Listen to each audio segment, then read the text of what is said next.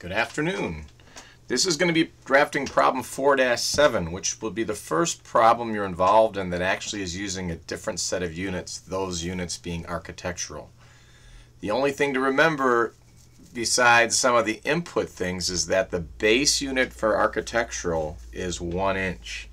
And so 1 to 1 means one drawing unit equals 1 inch. Mostly later you'll see if two drawings that you've been doing in the American system are off, they'll be off by a factor of 12. 1 over 12 you will find out is 0.8333333 or something like that. 0.8333333. So you need to really, if you're going to be doing this, you need to keep the pure decimal or else use a lot of repeating numbers. I'm going to point out, looking at this drawing template we're already in is already in the probably in units. The way you check your units in general is to type in the units, but we do that, so I'll just show you here. I'm going to type in units. All right, we got everything off, including the dynamic here. You type in units, and we'll see whether it comes up. It's once again, I turned off my computer and turn it back on. Typing units is going to really do a lot for you. That's one of these commands you tend to want to know. But that shows that this in fact is a decimal drawing we're in. What you see here is just something, it's kind of a lost leader, or it's really not showing us anything. But what I want to point out again is you get started in the right drawing. So you do now, of course, File, New, and then you have to go to the right spot. Again, on your home drive, you'll be thoughtful about it. It'll be someplace like on the Markpatak. I think mine is on the K drive. And I have a decimal feet. Yours will be, I don't want that. I want architectural units.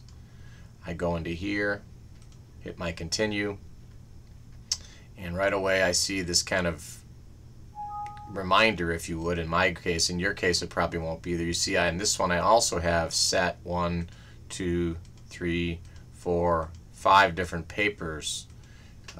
What we can do here, remember we go up and we looked at all our layers that they're all on. We want to set our current layer perhaps to view and draw a box bigger than the thing we're going to draft. I'm erasing that out, and so this time what you'll notice is the inputs. If you put no suffix on your inputs, for instance, you put line 98, it's going to take it as 98 inches. If you want that line to be, for instance, 120 feet, 10.5 inches, this is what the input looks like. So watch, I'm going to turn on the ortho on, so we can just demonstrate this. I'm going to draw a line. I'm going to click arbitrary here. I'm moving my, and I say 120 feet, no spaces, 10-1/2. And you put the inches there for you. The program doesn't need it. But if it takes, it will take that as 120, 10.5 inches and draw the line that long. I'll show you again. This time I'll just try to do it with at a 45-degree angle. Line from the end point here. Turn off the ortho. You can do that with F8 or by clicking that off here. Now if I say at 23 feet,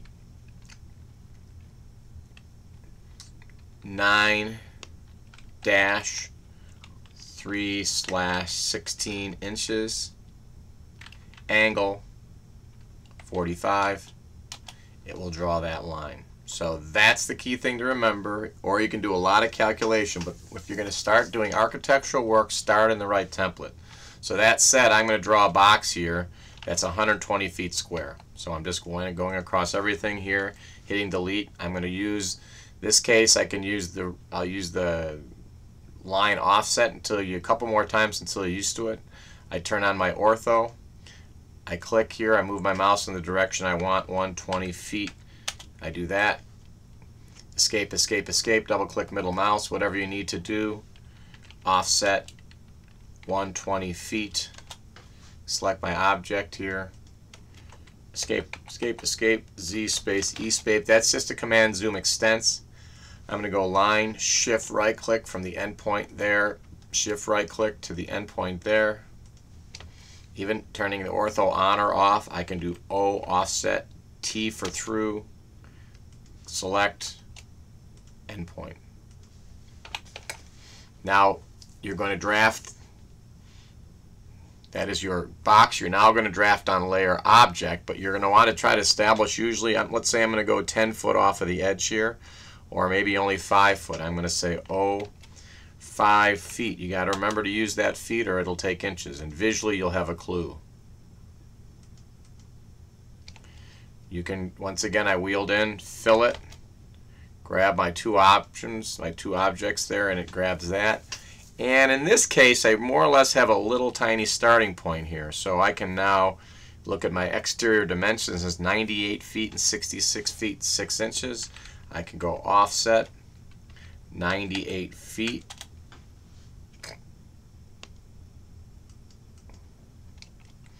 And offset 66 feet 8 inches. You don't put the dash there. You don't put the dash there, even though it shows it in your writing on the dimensioning. So it's a little odd. Select my object here. And I know a lot of you are trained in using trim, so you can get used to doing that, but I will tell you fillet is generally more useful. And so I'm going to say screw that. I'm not going to tell it which objects. I'm going to grab this and this. And this, and this, and right away we want to get used to getting things on a layer that makes sense. So I'm left clicking, left clicking, left clicking, left clicking, and I can change it however I want to. Quick properties. All right, now we're going to introduce you here to the fact that, you know, this is not really necessarily how this thing would be drafted, but we're going to get used to putting things together with a polyline edit. So basically, if you type in without selecting anything or click on something and then say PE polyline edit, it'll ask you to want to turn it into one, yes, and then J for join, and then you can grab a window across. Everything that works will be kind of gathered together in a piece. You do this so it's just one easy offset, offset 8 inches. Remember those inches. Let me show you that. Offset 8. I don't need to put the inches there. Right? And once I've done that, I have this kind of offset. But you got to be used to the fact that sometimes you're going to want them together and sometimes not. Because now you're going to be using this exterior for some offsets to get your edges into whatever. So I'm going to click on the exterior. X for explode, and now it's 2 pieces. And so if we kind of work that wall, that interior kind of bathroom, if you think of it that way, it is a 10-foot offset and then a 28-foot offset. So offset 10 feet this way, and then offset 28 feet. And you notice there it's giving the dimensions from the exterior of the building. You have to grab the right one. Offset 28 feet. And remember again, fillet. The radius is set to 0. Click what you want to keep. And now you can do any number of things, but you might as well just go ahead and offset 8 inches in both cases. Fillet radius 0. And you'll see later there is going to be a little shortcut you're going to need, you can do. Alright, now if you think about it right here, you could do break, break, extend, extend, which is not a bad thing, and you'll see that's actually a better way to draft. But we can say now trim, and we can say screw that, I'm not going to tell you, and click on these two. You notice that line goes through in that one. And you can zoom out here, same thing. I'll show you how it works by using a break. Break. Here to here, here to here, and then extend, screw that, and then you click through. I'll explain later why that's not a bad habit. Now if you look at it, that first dimension is 410 and then 3 feet.